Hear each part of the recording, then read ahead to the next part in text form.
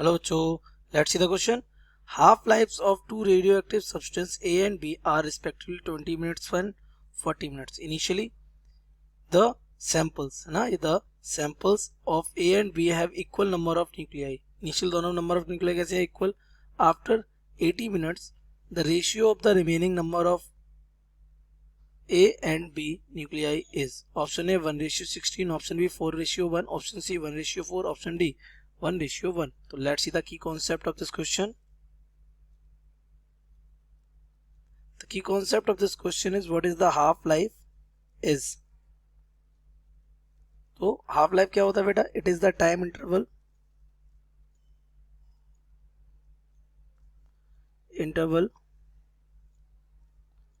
in which the number of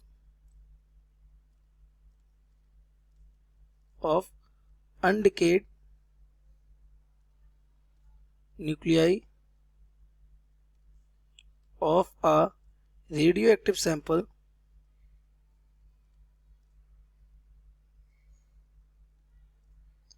remains half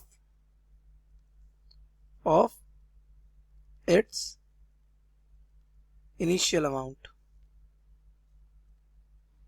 That means अगर मैं बात करूं तो in one half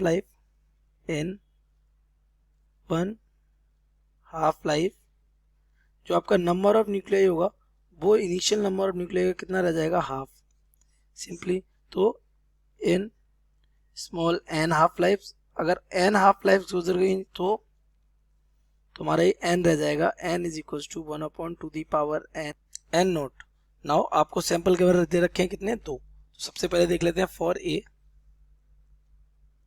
half life कितनी है इसकी? T half. ए का टी हाफ कितना है बेटा? ए का है 20 मिनट्स, तो इट इज 20 मिनट्स. कितने टाइम बाद चाहिए? दोनों का चाहिए आपको कितने? 80 मिनट्स के बाद. तो टोटल टाइम कितना दे रहा है? 80 मिनट्स. तो number of half lifes n is equal to क्या हो जाएगा? Total time divided by T half. Simply सा unitary method, it is 80 divided by 20. That means n equal कितना आ जाएगा? 4.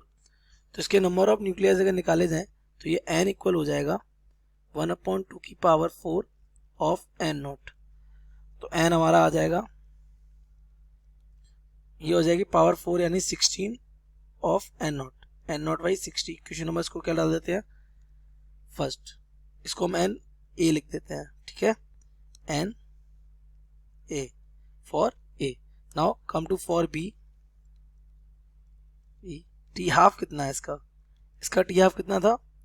It was 40 minutes. तो ये 40 मिनट्स और इसका टोटल टाइम कितना है? 80 मिनट्स. इसका n क्या हो जाएगा? t by T half. That means 80 by 40.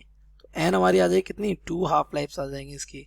तो अगर n 2 हाफ आ गई तो इसके रिमेनिंग नंबर्स ऑफ न्यूक्लियाई तो n 2 मान लेते हैं, n b मान लेते हैं इसको, क्योंकि इसको हमने n a माना था तो इसको n b कर देते हैं. दिस बिकम्स 1/2 की पावर कितना? 2. और ये इसके इनिशियल न्यूक्लियाई कैसे हैं? उसमें भी सेम थे और इसमें भी सेम थे. तो उसमें लिखा हुआ initially sample n we have equal number of nuclei. तो यहाँ से 1/2 का स्क्वायर क्या हो जाएगा? N v 1/4. That means n naught by 4. Equation number second.